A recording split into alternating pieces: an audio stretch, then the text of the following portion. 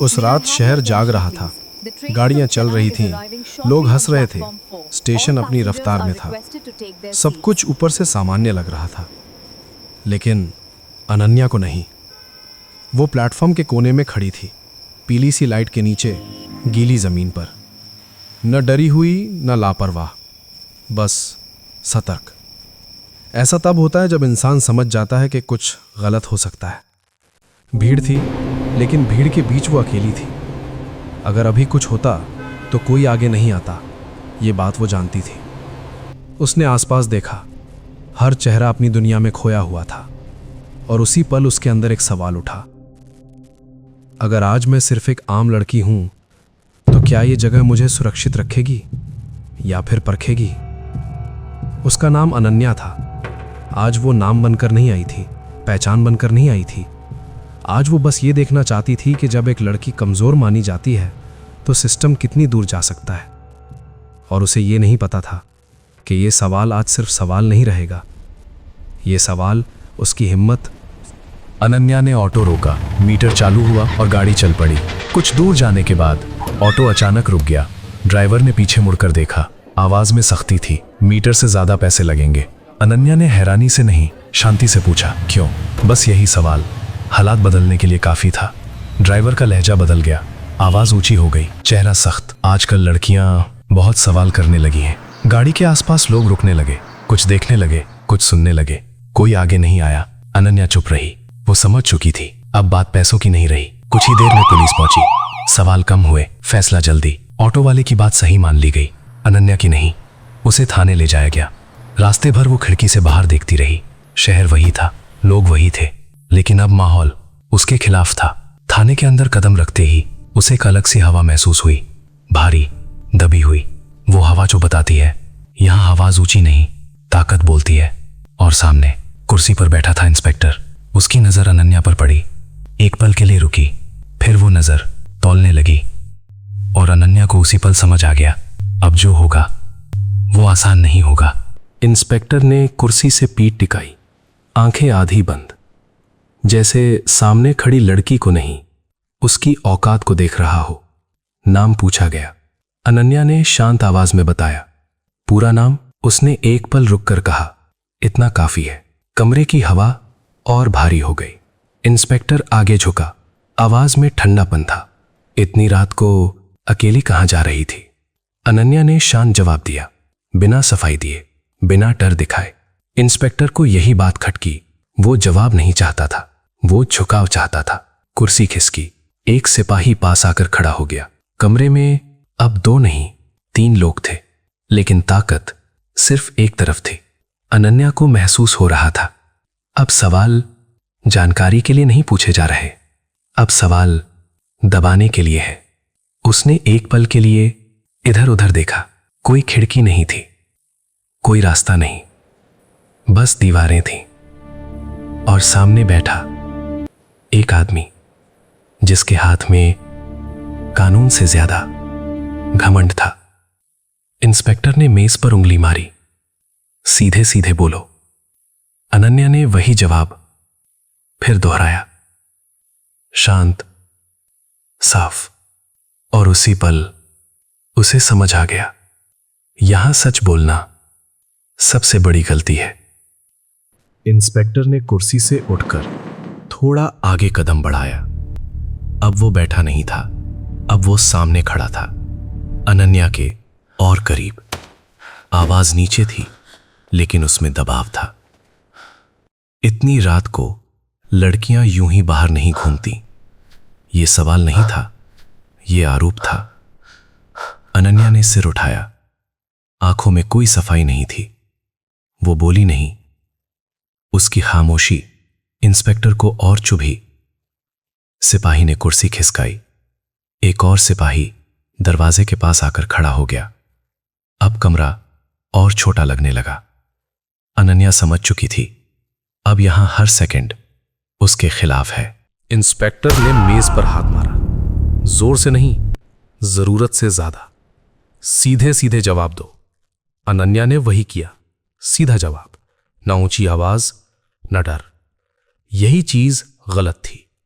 Inspector को डर नहीं चाहिए था, उसे टूटन चाहिए थी।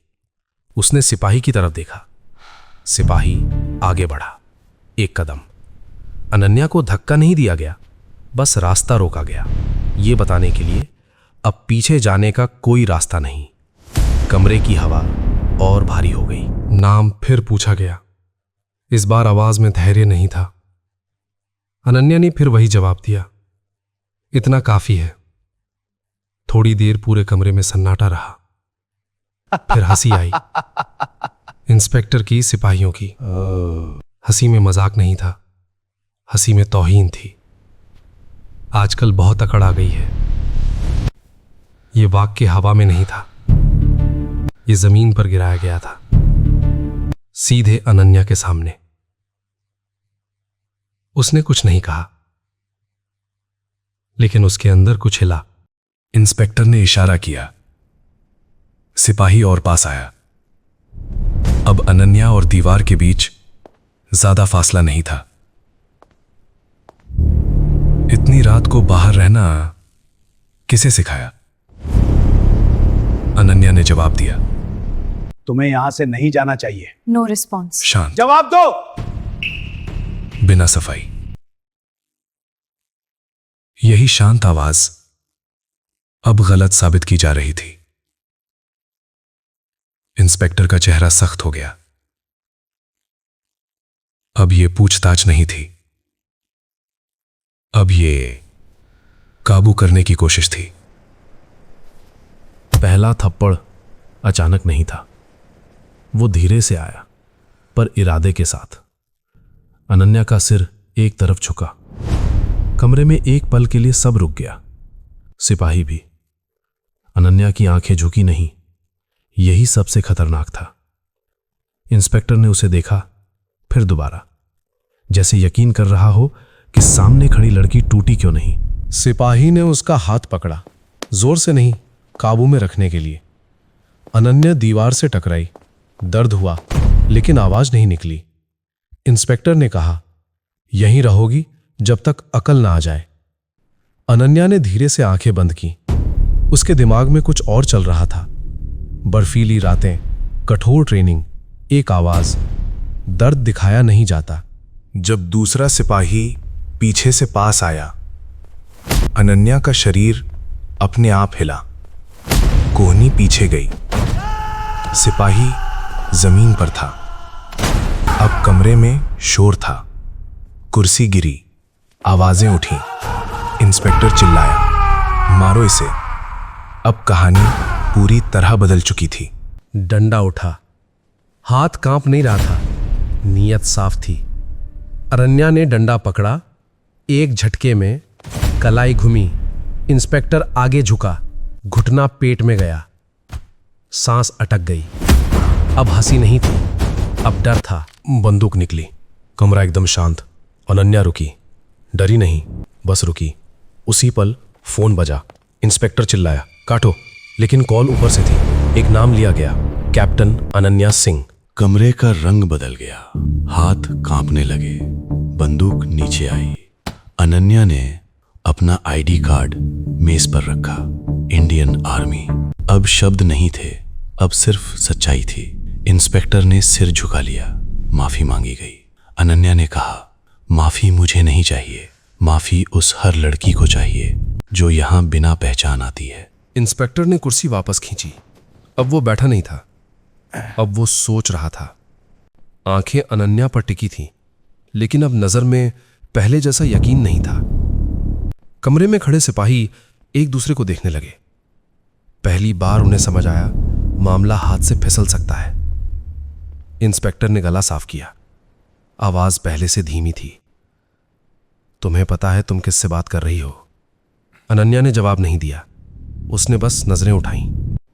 उस नजर में डर नहीं था, चुनौती भी नहीं, बस ठहराव था। और यही ठहराव इंस्पेक्टर को असहज कर रहा था। बाहर से किसी गाड़ी के रुकने की आवाज आई। सायरन नहीं था, लेकिन आवाज ध्यान खींचने के लिए काफी थी। एक सिपाही दरवाजे की तरफ गया, झांक कर देखा, फिर वापस आकर धीमी आवाज में बोला, हवा बदल सर। चुकी है सर। कोई आया है? इंस्पेक्टर ने बहल से कोड़ ली। कौन? सिपाही ने नाम नहीं लिया, बस इतना कहा, ऊपर से। कमरे की हवा फिर बदल गई। इंस्पेक्टर ने अनन्या की तरफ देखा। पहली बार उसकी आवाज में कड़वाहट नहीं थी।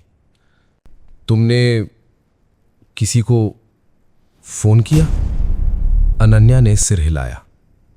नहीं, ये एक छोटा सा शब्द था, लेकिन उसका असर भारी था। इंस्पेक्टर समझ गया, जो हो रहा है उसकी वजह ये लड़की नहीं है, कुछ और है, कुछ ऊपर का। दरवाजा खुला। एक सीनियर अफसर अंदर आए। कदम तेज नहीं थे, पर तय थे। उनकी नजर सीधे अनन्या पर गई। फटे कपड़े, होठ पर हल्की चोट। फिर नजर गई इंस्पेक्टर पर। एक पल के लिए कमरे में कोई नहीं बोला।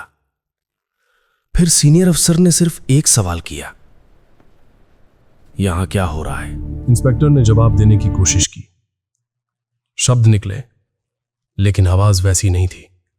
अनन्या कुछ नहीं बोली। उसे बोलने की जरूरत नहीं थी, उसकी हालत खुद बयान दे रही थी। सीनियर अफसर धीरे धीरे आगे बढ़े। मेज पर रखा आईडी कार्ड देखा। Indian army, captain Ananya Singh. अब सवाल नहीं थे, अब सिर्फ कार्रवाई थी। आदेश दिए गए। संक्षेप में, साफ। इंस्पेक्टर का चेहरा पीला पड़ गया। हथकड़ी मंगाई गई, वही हथकड़ी जो कुछ देर पहले अनन्या के लिए तैयार थी।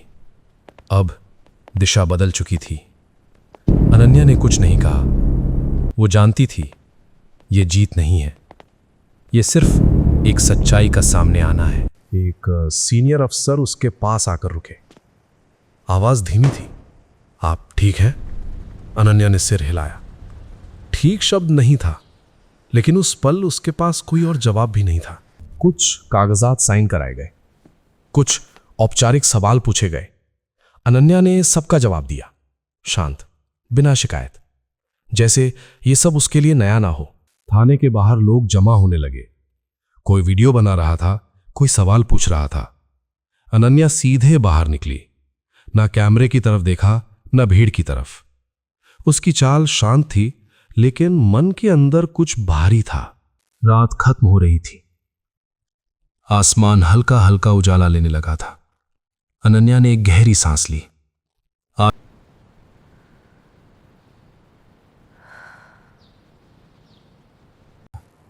और यही बात सबसे ज्यादा डराने वाली थी। सुबह पूरी तरह से हो चुकी थी। थाने के बाहर की भीड़ अब छटने लगी थी। रात जो कुछ भी थी वो पीछे छूट रही थी। अनन्या बेंच पर बैठी थी। हाथों की उंगलियां हल्का कांप रही थीं। ये कांपना डर का नहीं था, ये थकान का था। वो थकान जो लड़ने के बाद आती है।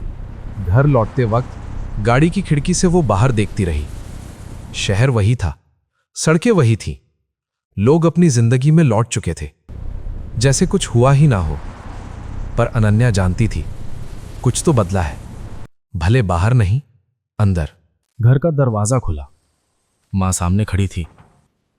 अनन्या ने कुछ नहीं कहा, बस आगे बढ़कर मां के कंधे पर सिर रख दिया। उस पल कोई सवाल नहीं था, कोई जवाब नहीं था, बस सुकून था। कुछ दिन बाद अखबार आए। एक छोटी सी खबर छपी। ज्यादा शोर नहीं था, ज्यादा बहस नहीं थी, बस इतना लिखा था, जांच जारी है। अनन्या ने अखबार मोड़ दिया। उसे पता था कागजों में सब ठीक लिखा जाता है। कुछ हफ्तों बाद वो फिर उसी जगह थी। सीमा, वर्दी पहनी हुई, कदम मजबूत। हवा ठंडी थी, आसमान साफ। वो दूर तक देख रही थी, जहां से खतरा आता है और जहां से जिम्मेदारी शुरू होती है। अनन्या ने अपने दस्ताने ठीक किए। एक पल के लिए आंखें बंद की। उस रात की याद आई। थाना, वो नजरें, वो थप्पड़। फिर आंखें खुली। वो जानती थी वो सिर्फ अपने लिए नहीं लड़ी थी, वो हर उस लड़की के लिए खड़ी हुई थी जिसे इंसान समझने से पहले पहचान साबित करनी पड़ती है। और शायद यही लड़ाई सबसे ज्यादा जरूरी थी।